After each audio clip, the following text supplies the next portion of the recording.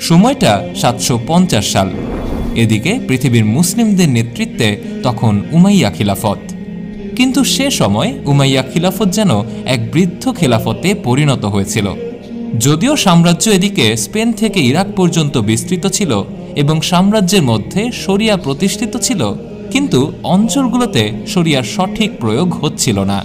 সাম্রাজ্যের মধ্যে ছড়িয়ে পড়েছিল ক্ষমতার বিশৃঙ্খলা, দুর্নীতি, রাজকীয় অর্থ লুটতরাজ সহ নানা অনিয়ম। রাজকীয় ক্ষমতা কেবলমাত্র মুয়াবিয়ার তথা উমাইয়া পরিবারের দখলে থাকায় সে সময় সাধারণ জনগণের উপর চলছিল নানা অবিচার ও নিষ্পেষণ। ঠিক এই সময় আল্লাহ তাআলার কুদরতে খিলাফতের মধ্যে এক বিপ্লবী পরিবর্তন পরিলক্ষিত হয়। জি, ঠিক ধরেছেন, আমরা আব্বাসীয় খিলাফতের উত্থান নিয়েই কথা বলছি। আব্বাসীয় সাম্রাজ্যের ইতিহাসে প্রথম যে নামটি উঠে আসে তা হল আবুল আব্বাস আবদুল্লাহ ইবনে মুহাম্মদ আস-সাফা। হ্যাঁ, তিনিই হলেন আব্বাসীয় সাম্রাজ্যের প্রথম খলিফা। তার মাধ্যমেই আব্বাসীয় সাম্রাজ্য প্রতিষ্ঠিত হয়। তার পিতার নাম মুহাম্মদ ইবনে আলী ইবনে আবদুল্লাহ ইবনে আব্বাস ইবনে আব্দুল মুত্তালিব, আর রাসূলুল্লাহ সাল্লাল্লাহু আলাইহি ওয়াসাল্লামের চাচা আব্বাস রাদিয়াল্লাহু তাআলা আনহু এর উত্তরসূরি ছিলেন তিনি। এবং হযরত আব্বাসের নামানুসারেই এ সাম্রাজ্যের নাম আব্বাসীয় সাম্রাজ্য করা হয়। তবে হ্যাঁ, আব্বাসীয় আন্দোলনের মূল নায়ক ছিলেন আবু মুসলিম নামের এক বীর মুজাহিদ।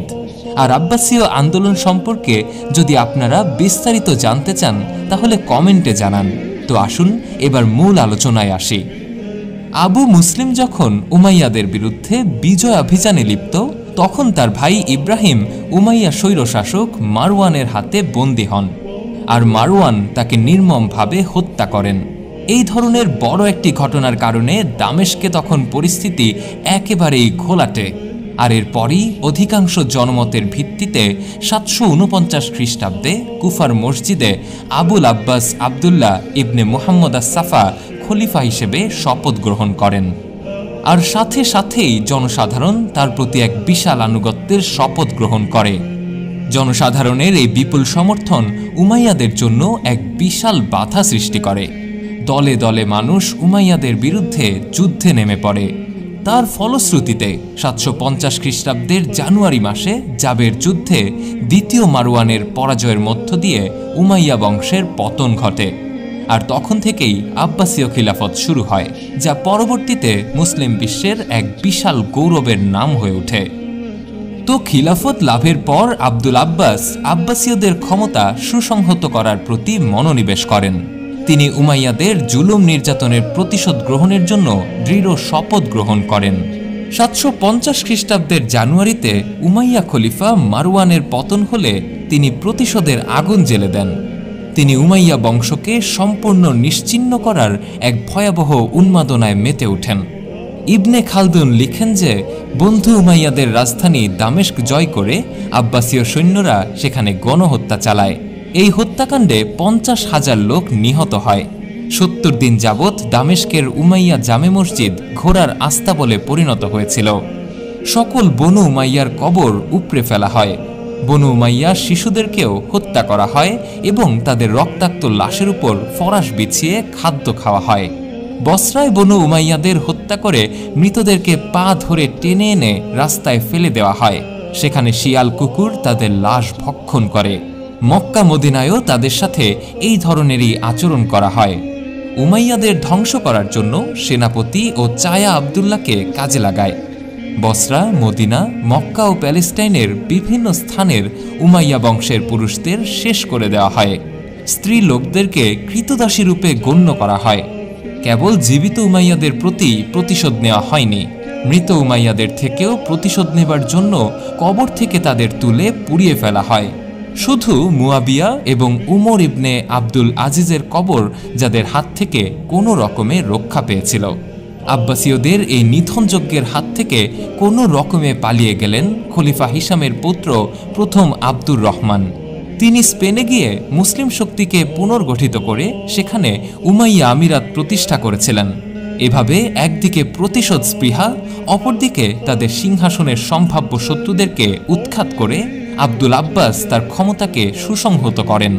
তবে হ্যাঁ, আব্বাসীয়রা যে এত নির্মমভাবে গণহত্যা চালিয়েছিল তা মূলত গুটি কয়েক ইতিহাসবিদের লেখাতেই ফুটে ওঠে। প্রকৃতপক্ষে এটি কতটুকু সঠিক তার উত্তর আমাদের কাছে জানা নেই। ব্যক্তিগতভাবে আমার কাছে এটি একটি অতিরঞ্জিত স্ক্রিপ্টেড ইতিহাস বলেই মনে হয়, যদিও সত্যি মিথ্যা একমাত্র আল্লাহ তাআলাই জানেন।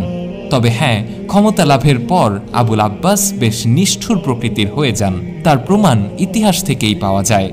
যার কারণে আবুল আব্বাসের নিষ্ঠুরতা ও নির্মমতায় ক্ষুব্ধ হয়ে জনগণ তার পক্ষ ত্যাগ করে বিদ্রোহ করতে থাকে।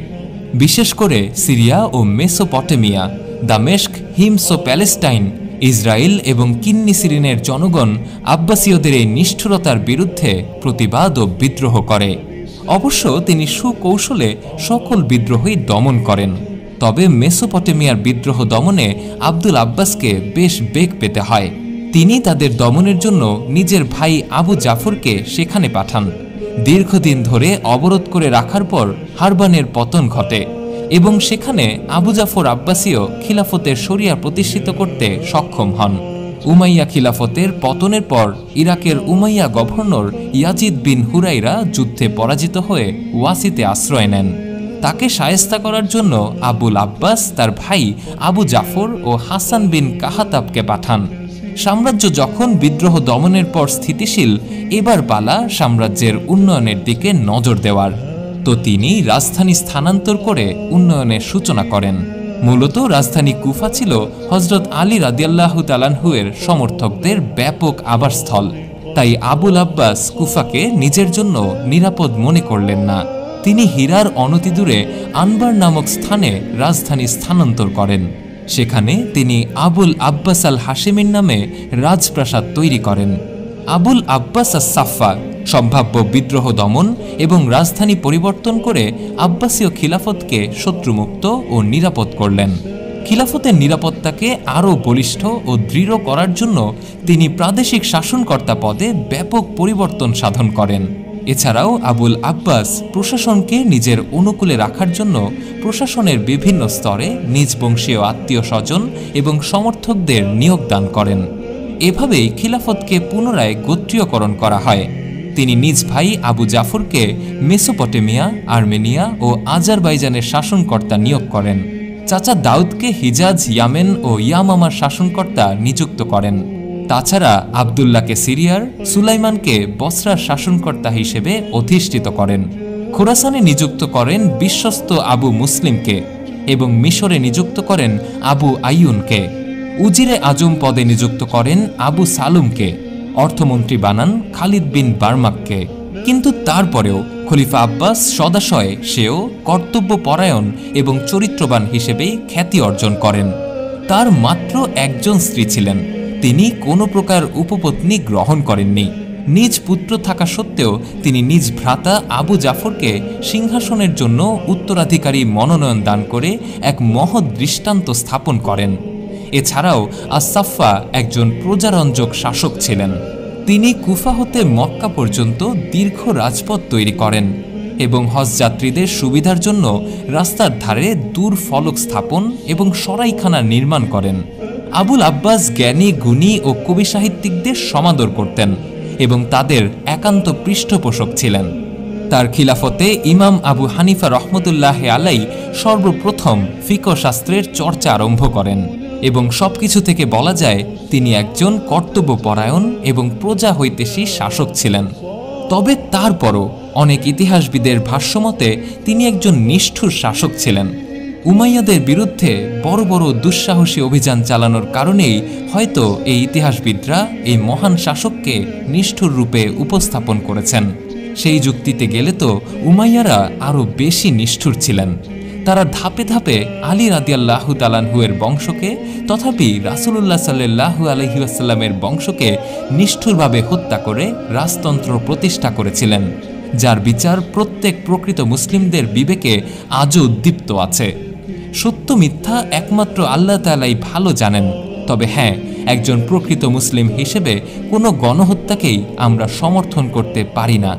সঠিক ইসলাম মতে প্রকৃত বিচারের মাধ্যমেই শাস্তি নিশ্চিত করা উচিত। আর হ্যাঁ, বেশিরভাগ ইতিহাসবিদের মতে খলিফা আব্বাস একজন মহান ও ন্যায়পরায়ণ সুলতান ছিলেন।